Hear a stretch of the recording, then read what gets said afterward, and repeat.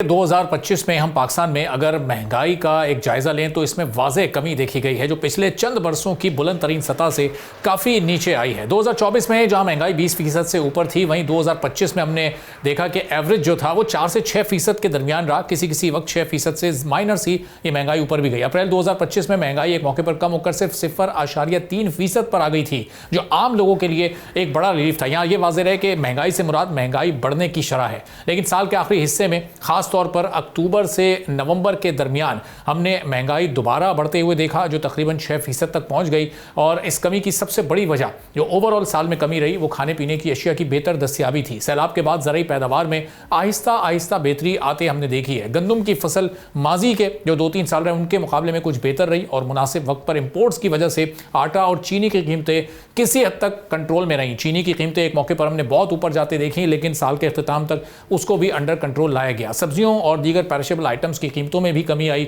जिससे food inflation कम होकर तकरीबन 5% तक पहुंच गया। अब चूंकि खुराक को कंज्यूमर प्राइस इंडेक्स में सबसे ज़्यादा मरकजी हैसियत हासिल है, इसलिए इसका ओवरऑल असर महंगाई पर नुमाया रहा। और दूसरी अहम वजह आलमी सतह पर तेल की कीमतें किसी हद तक अंडर कंट्रोल रहना था। इससे पेट्रोल और ट्रांसपोर्ट के अखराजात कम हुए, जिसका फ़ायदा एक आम आदमी को मिला है। और डॉलर की कीमत भी पूरे साल स्टेबल रही है। हमने देखा जो आज से पूरे एक साल पहले 1 जनवरी 2025 को 278 रुपये जो कीमत थी वो आज भी 280 के अराउंड मौजूद है। इसी तरह पेट्रोल प्राइस भी आज से पूरे एक साल पहले 1 जनवरी 2025 को 253-252 रुपये के अराउंड थी। वही कीमत आज भी ऑलमोस्ट 1-2 रुपये के फ़र्क से मौजूद है।